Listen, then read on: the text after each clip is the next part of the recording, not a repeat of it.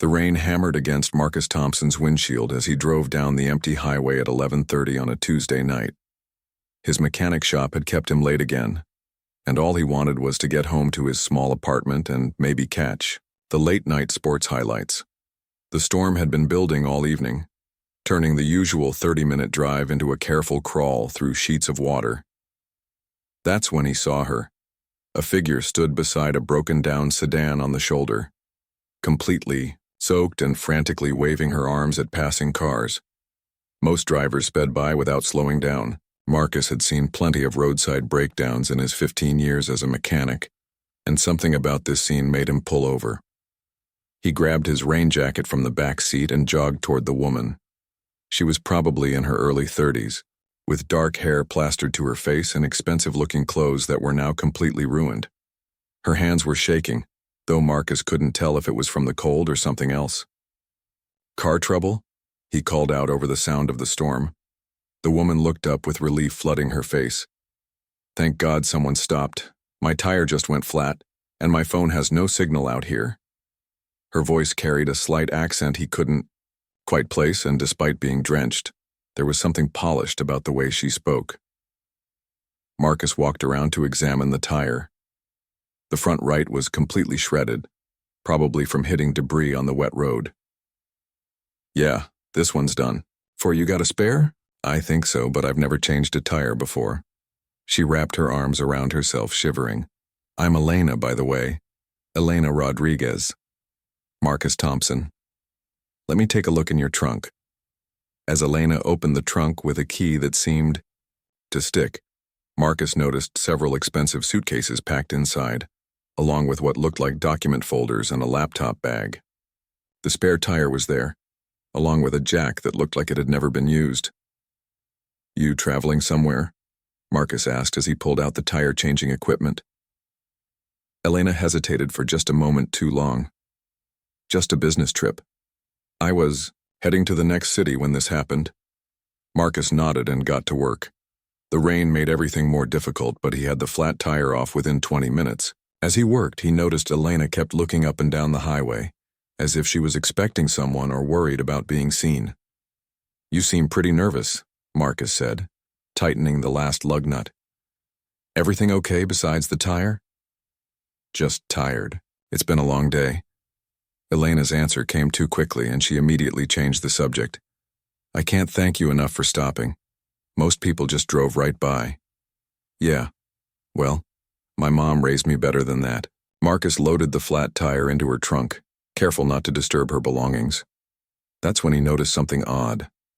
One of the document folders had partially opened, and he could see what looked like financial statements or legal papers, with a company logo he thought he recognized. Elena quickly closed the trunk, but not before Marcus caught a glimpse of a name on one of the papers: Meridian Technologies. He knew that name from somewhere, probably the news, but couldn't remember exactly why. "How much do I owe you?" Elena asked, reaching for what appeared to be an expensive purse. "Nothing, just glad I could help." Marcus wiped his hands on a rag. "But you should get that tire looked at properly soon. This spare isn't meant for long distances. I'll take care of it first thing tomorrow." Elena got into her car, then rolled down the window. "Marcus Thompson, right? I won't forget this kindness." There was something in the way she said his name that made Marcus think she was filing it away for future reference. As Elena drove away, her taillights disappearing into the storm, Marcus couldn't shake the feeling that there was more to this chance encounter than a simple tire change.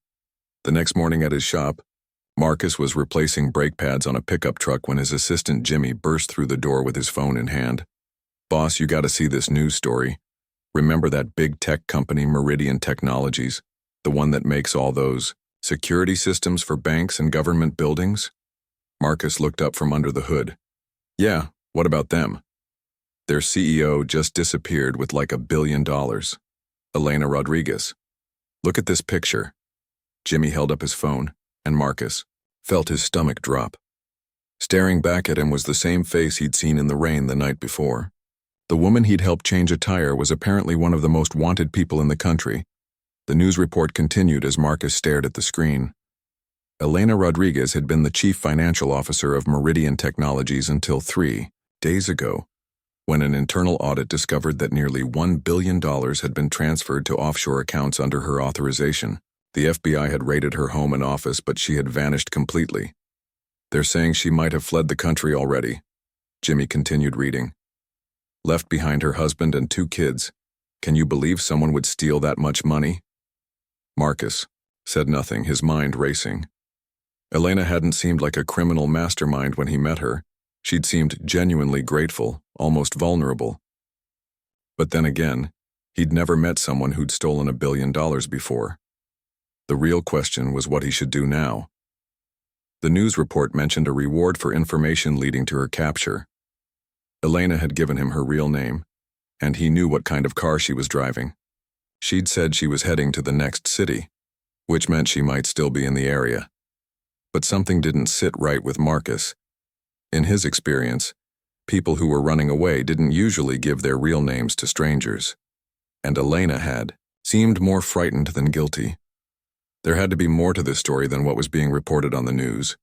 Marcus made a decision that would change both their lives. Instead of calling the FBI hotline, he decided he needed to understand what really happened before turning in the woman who'd thanked him so genuinely just 12 hours earlier. Little did he know that his simple act of kindness on a rainy highway had just drawn him into the center of one of the biggest financial scandals in recent history. Marcus couldn't concentrate on work for the rest of the day. Every time someone walked into his shop, he wondered if they were FBI agents. Every news update on the radio made him question his decision not to call the authorities immediately. By 5 o'clock, he'd made up his mind. He was going to drive to the hotel where Elena had most likely stayed and try to find her. If she really had stolen $1 billion, he'd convince her to turn herself in. But if there was more to the story, he wanted to hear it from her directly. The Riverside Inn was the only decent hotel between where he'd found Elena and the next major city.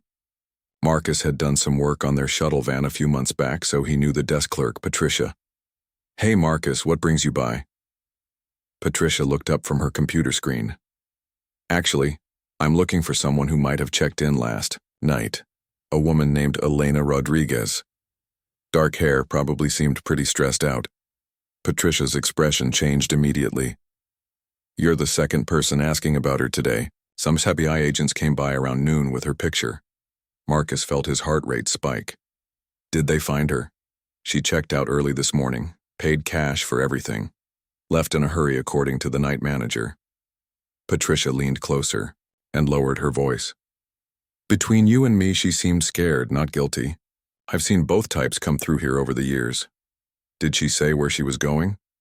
No, but she asked about bus stations and train schedules. Seemed like she was trying to avoid flying somewhere. Marcus thanked Patricia and walked back to his truck, his mind working through the possibilities. Elena was definitely running, but from what? The FBI or whoever had really stolen that money? His phone buzzed with a text from an unknown number. Marcus, if you're the man who helped me last night, I need to speak with you. It's about what you saw on the news. I'll be at Rosie's Diner on Route 47 at 8 p.m. Please come alone. I'm not who they're saying I am. Marcus stared at the message for a long time. This was definitely not how his Tuesday was supposed to go. But something in Elena's message convinced him that she was telling the truth about not being the person the news was describing. Rosie's Diner was a 24-hour truck stop about an hour outside of town. Marcus had eaten there plenty of times during long road trips. It was the kind of place where nobody asked questions and everybody minded their own business. He arrived at 8:15 and found Elena sitting in a corner booth, wearing a baseball cap and what looked like different clothes than the night before. She had a cup of coffee in front of her and kept checking the parking lot through the window. You came, she said with obvious relief as Marcus slid into the booth across from her. I saw the news this morning. Elena Rodriguez, CFO of Meridian Technologies, wanted for embezzling $1 billion. Marcus kept his voice low. You want to explain why someone who just stole that much money was broken down on a highway in the middle of nowhere? Elena took a shaky breath. Because I didn't steal anything, Marcus. I discovered the theft, and when I tried to report it, someone tried to kill me. That's a pretty serious accusation. 3 days ago, I was doing routine financial reviews when I found irregularities in our overseas contracts. Money was being transferred to shell companies that didn't exist. When I dug deeper, I realized someone had been systematically stealing from Meridian for almost 2 years. Elena pulled out a small tablet from her bag. I have copies of everything: bank records, fake invoices, forged authorization documents. The person who did this was very careful, but they made one mistake. They used my access codes to make some of the transfers. Marcus looked at the financial documents on the screen. He wasn't an accountant, but even he could see that something was wrong with the numbers. So why does the FBI think you did it? Because, when I tried to present this evidence to our board of directors, someone had already told them that I was the one stealing the money. They had fabricated evidence that made it look like I'd been planning this for months. My own computer had been hacked with fake emails and documents that I never created. Elena's hands were trembling as she showed Marcus email threads that appeared to show her communicating with offshore banks about moving company money. The night before I was supposed to meet with federal investigators, someone broke into my house.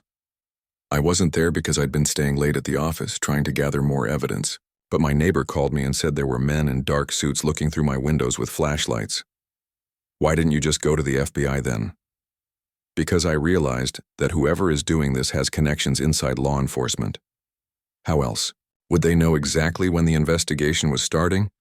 How else would they be able to plant evidence so perfectly?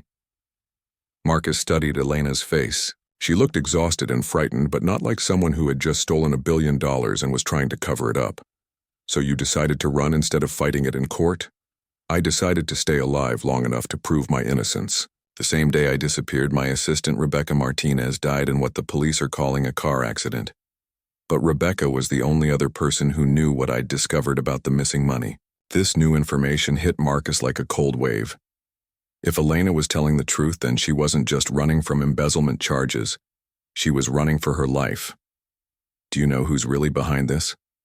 Elena hesitated, then pulled up another document on her tablet. I think it's David Chen, our chief technology officer. He's the only person in the company with enough access to pull this off. Plus, he's been pressuring the board to remove me from my position for the past 6 months. Why would he want to steal from his own company? Meridian Technologies has contracts with banks, government agencies, and military contractors worth billions of dollars. If someone wanted to sell that information to foreign governments or competitors, they'd need access to our financial systems and client databases. David has been pushing for new security protocols that would give him even more access. The pieces were starting to make sense to Marcus, but he still had one big question. Elena, why are you telling me all this? Why not go to the media or find a lawyer? Because I need help from someone who isn't connected to my old life. Someone the real criminals don't know about. When you helped me last night, you were kind without expecting anything in return. That tells me you're someone I can trust. Elena reached across the table and placed her hand on Marcus's arm. I know this is asking a lot from someone who just met me, but I need help proving my innocence, and I think you might be the only person who can help me do it. Marcus looked at this woman who had appeared in his life less than 24 hours, ago, and completely turned it upside down. Every logical part of his brain was telling him to walk away and call the FBI, but his instincts were telling him something different. What exactly are you asking me to do? Elena leaned forward, her voice barely above a whisper. I need you to help me get back into Meridian Technologies to retrieve the original financial records that prove David Chen is behind the theft. The copies I have are good, but any lawyer will argue they could have been faked. I need the data from the main servers. Marcus nearly choked on his coffee. You want me to help you break into a building that's probably crawling with FBI agents and security guards? Not break in. I still have my access card and security codes. The FBI hasn't officially charged me yet, so technically I'm still an employee. But I can't go alone because David has probably convinced building security to watch for me. And you think a mechanic from a small town can somehow help you get past corporate security? Elena pulled out her phone and showed Marcus a photo of Meridian Technologies headquarters. It was a gleaming glass building with what looked like multiple levels of security. The building has a service entrance that maintenance workers use. If you posed as someone coming to repair the elevator or air conditioning system, you could get inside without going through the main security checkpoint. Once you're in, You could let me in through the service door. Marcus stared at the photo, trying to process what Elena was suggesting. This is insane. Even if we somehow got inside, how would we access these financial records? My office is on the 15th floor. I have a special computer terminal that's connected directly to the main financial database.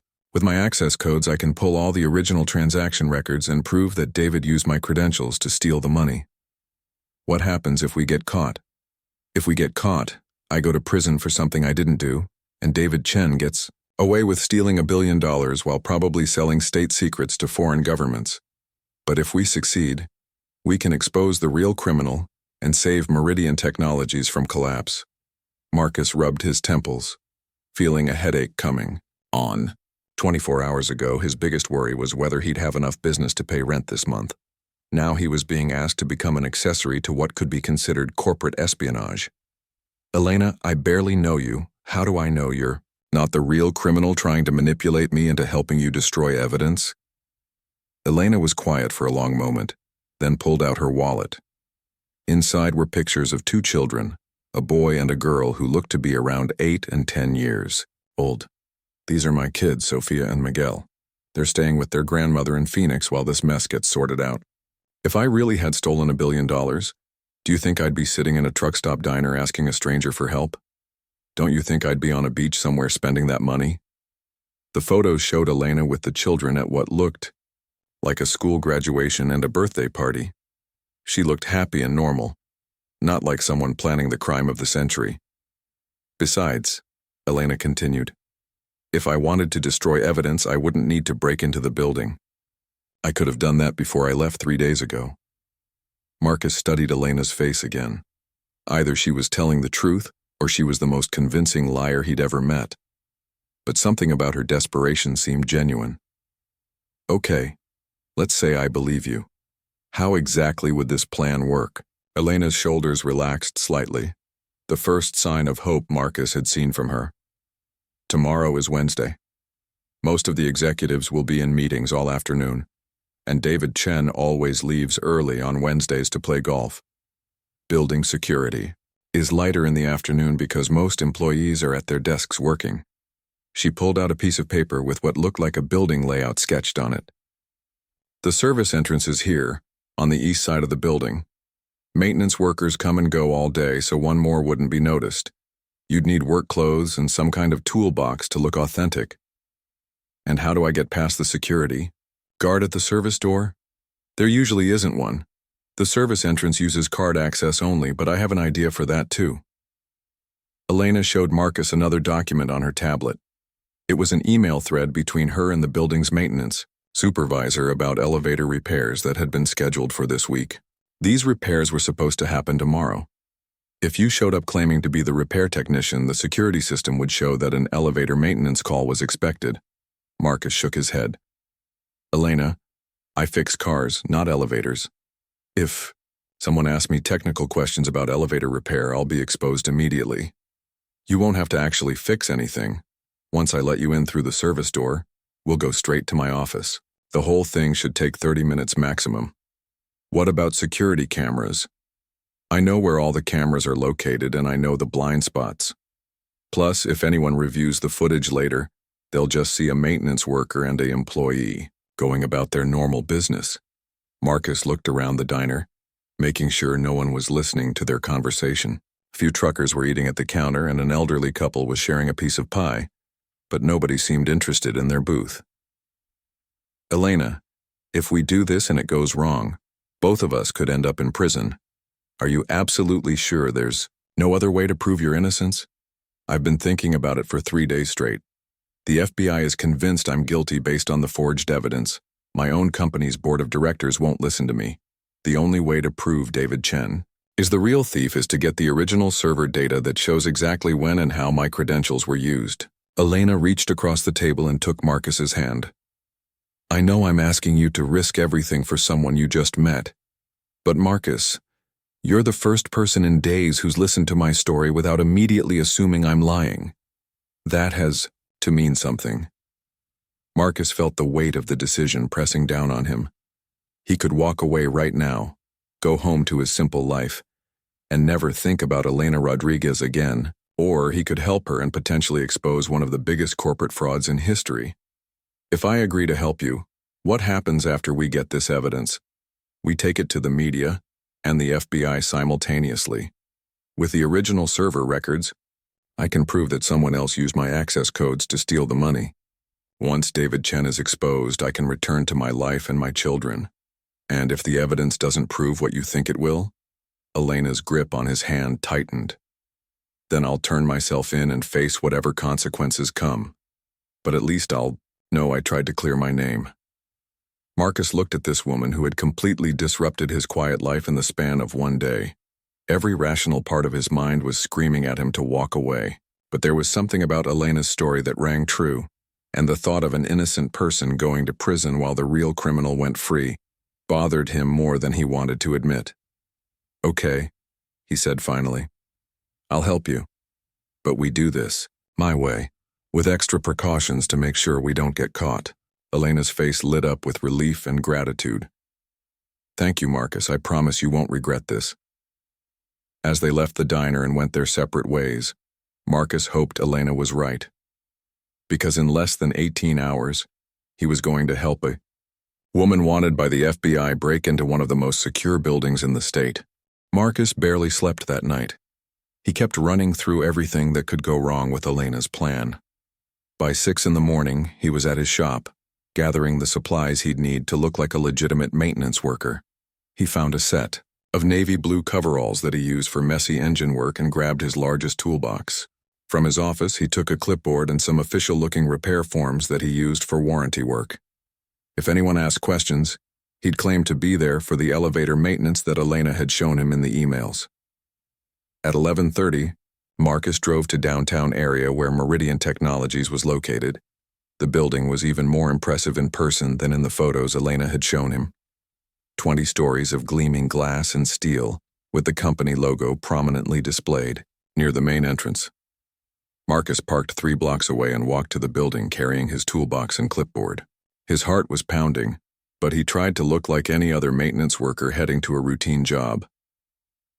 The service entrance was exactly where Elena had described it, on the east side of the building near the loading dock.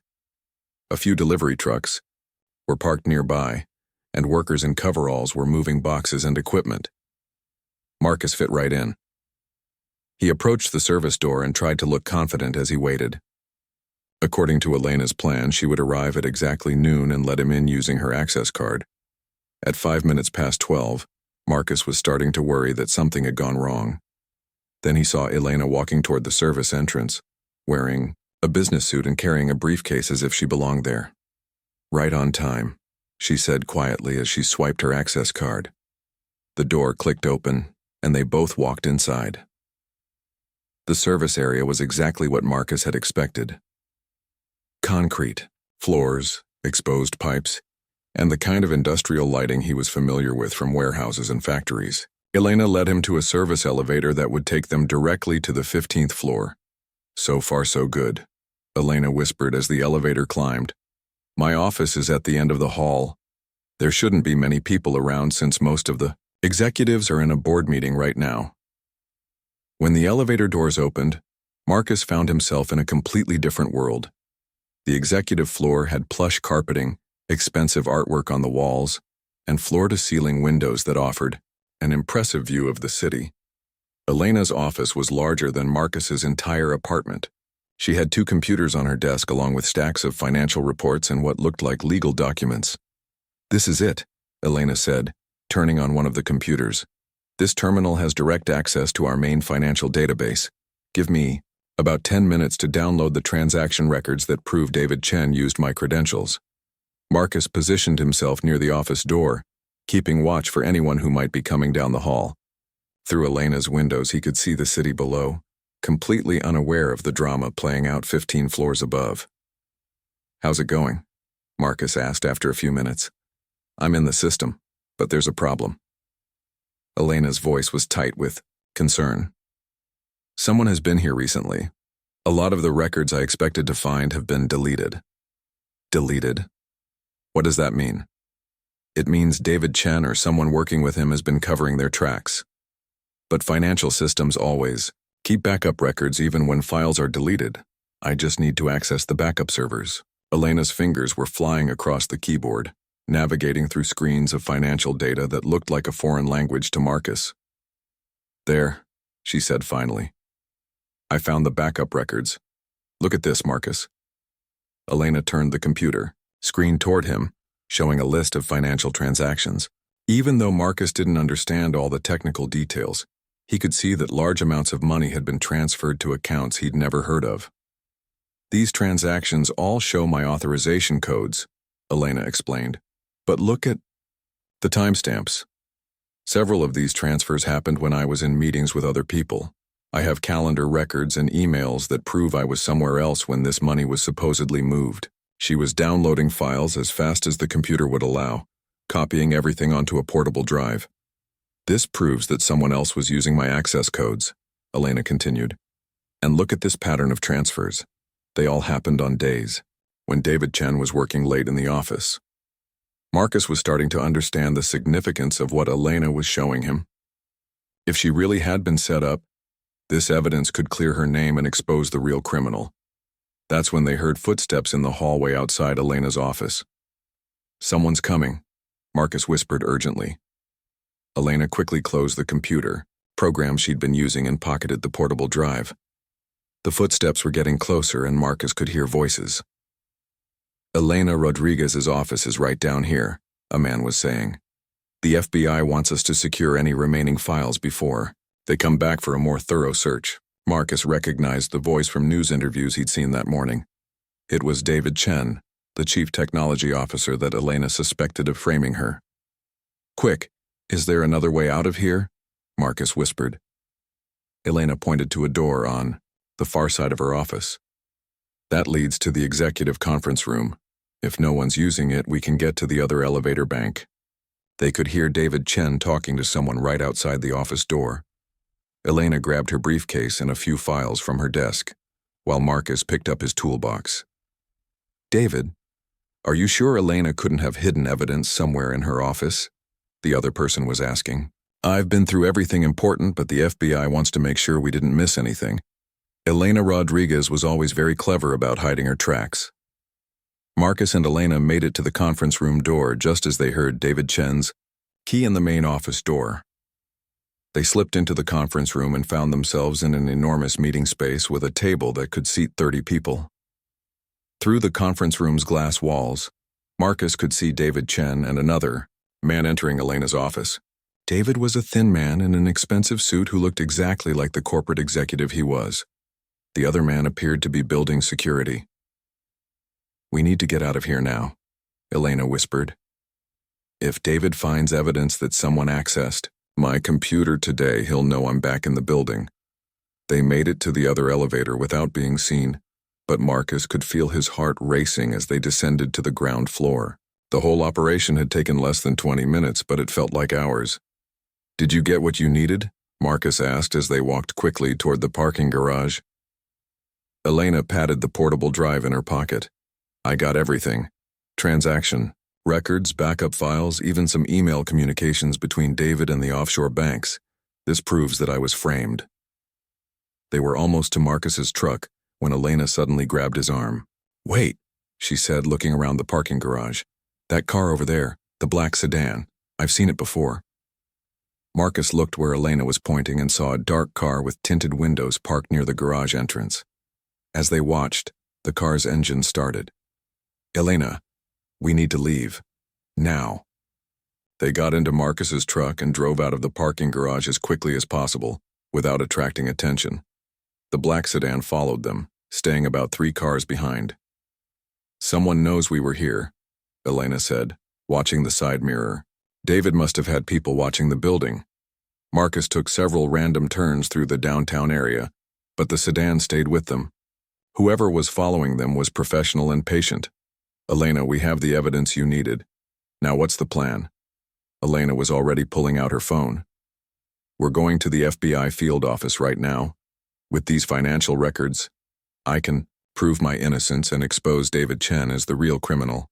But as Marcus drove toward the federal building, he couldn't shake the feeling that their troubles were just beginning. They had the evidence Elena needed.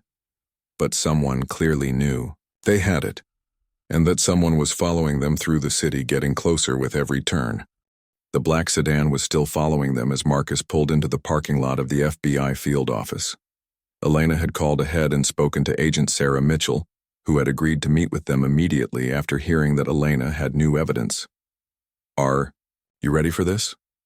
Marcus asked as they sat in his truck looking at the imposing federal building. Elena clutched the portable drive containing the financial records. "I've been ready for this for 3 days. Let's go prove my innocence." But as they walked toward the building entrance, the black sedan pulled up to the curb and 2 men in dark suits got out. One of them called out to Elena, "Ms. Rodriguez, we need to speak with you before you go inside." Elena grabbed Marcus's arm. "Keep walking. Don't turn around." "Elena Rodriguez, stop right there. FBI." The 2 men were now jogging toward them, holding up badge wallets. Marcus and Elena were only 50 feet from the building entrance, but the men were closing the distance quickly. "Elena, we need to talk to you about David Chen," one of the agents called out. This made Elena stop and turn around. "What about David Chen?" The first agent, a tall man with graying hair, approached them with his hands visible but ready to move quickly. "I'm Agent Williams, and this is Agent Torres. We've been investigating David Chen for the past week based on an anonymous tip we received." "Anonymous tip?" Elena looked confused. "Someone sent us evidence that David Chen has been embezzling money from Meridian Technologies and framing you for the crime. We've been building a case against him, but we needed more evidence." Agent Torres, a younger Hispanic man, looked at the portable drive in Elena's hand. "Is that additional evidence from Meridian Technologies?" Elena hesitated, looking between the 2 agents and Marcus. Something didn't feel right about this encounter. "How did you know we were here?" Marcus asked. "And how did you know Elena had evidence with her?" Agent Williams smiled, but it didn't reach his eyes. "We've been monitoring the situation closely, Mr. Thompson. We know about your involvement in helping Ms. Rodriguez." That's when Elena realized what was wrong. "I never told Agent Mitchell on the phone that anyone was with me." "How do you know Marcus's name?" The 2 fake agents looked at each other, and Marcus saw one of them reach inside his jacket. Without thinking, Marcus grabbed Elena's hand and pulled her toward the FBI building entrance. "Run!" Behind them, Marcus could hear the fake agents shouting, but they couldn't pursue them openly without blowing their cover completely. Marcus and Elena burst through the doors of the federal building, where real security guards immediately approached them. "We need to see Agent Sarah Mitchell immediately," Elena said, breathing heavily. "I'm Elena Rodriguez, and I called about surrendering with evidence in the Meridian Technologies case." The security guards checked their identification and called Agent Mitchell, who appeared within minutes. She was a professional-looking woman in her 40s who seemed genuinely relieved to see Elena. "Ms. Rodriguez, we've been looking for you for 3 days. Are you here to surrender?" "I'm here to prove my innocence," Elena said, holding up the portable drive. "I have evidence that David Chen framed me for embezzling money from Meridian Technologies." Agent Mitchell led them to a secure conference room where Elena connected the portable drive to a laptop. For the next hour, she walked Agent Mitchell through the financial records that proved her innocence. "These transaction records show that someone used my access codes while I was provably somewhere else," Elena explained, showing the agent calendar records and security footage from meetings she'd attended. "And you retrieved this evidence how exactly?" Agent Mitchell asked, giving Marcus a pointed look. "I went back to my office to get the original server records," Elena said simply. "I still had access as an employee who hadn't been officially charged yet."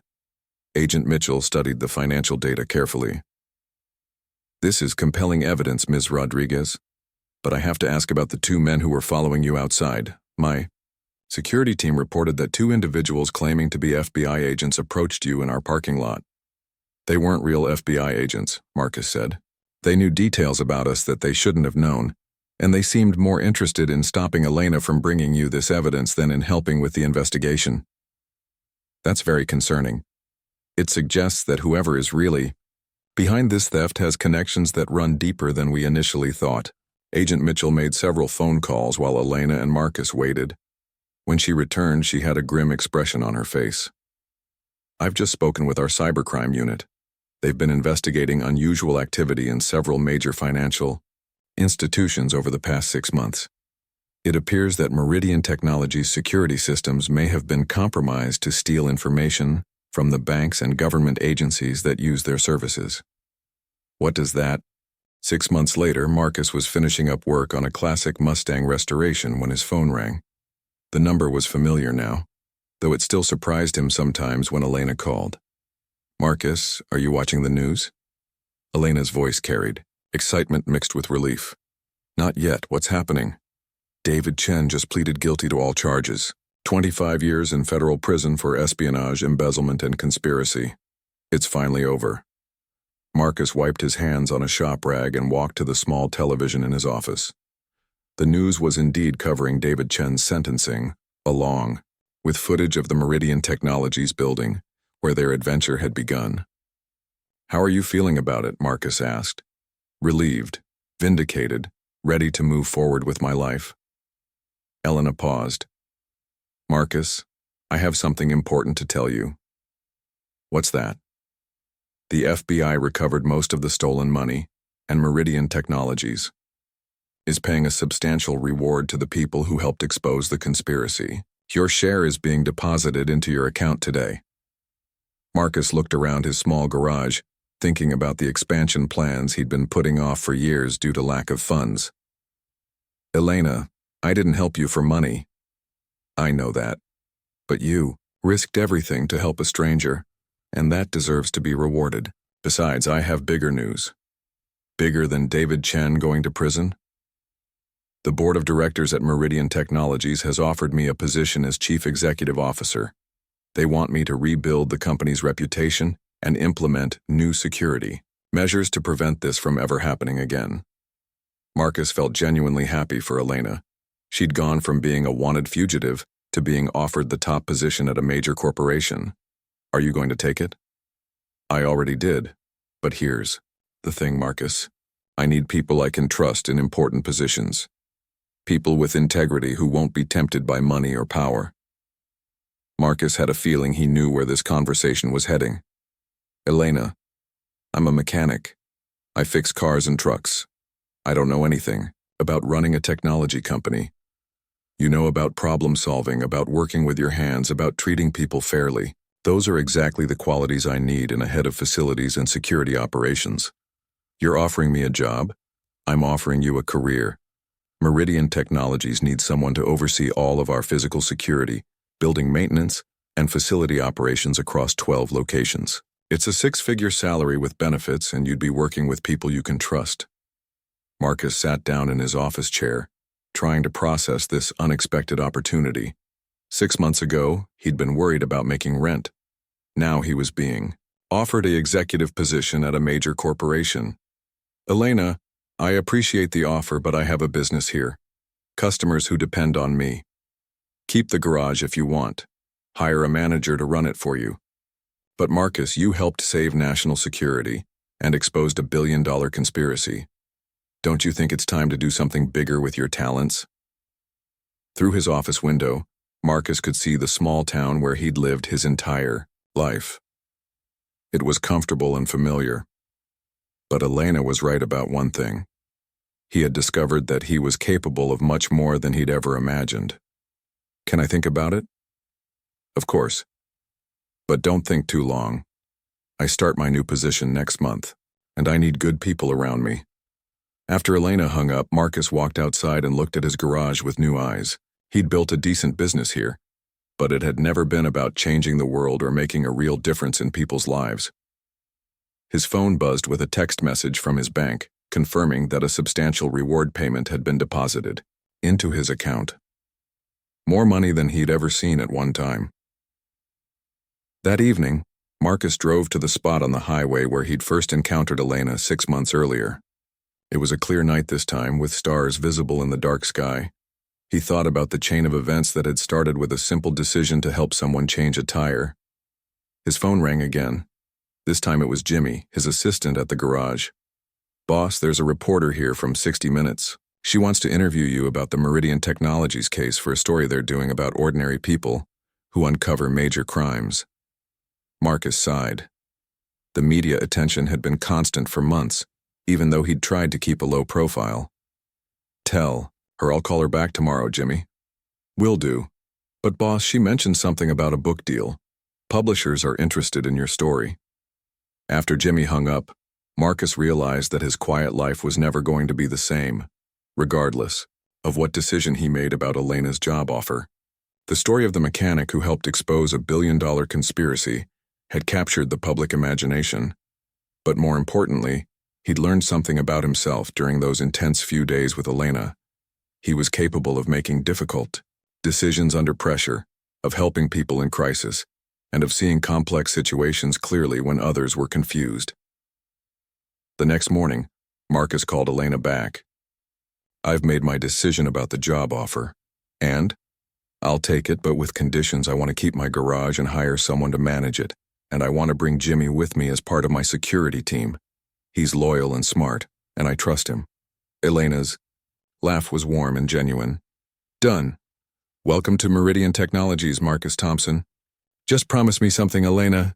No more midnight adventures involving federal agents and corporate espionage. I promise.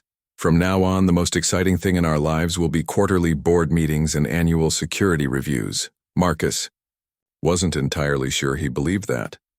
In his experience, Elena Rodriguez had a way of attracting interesting complications.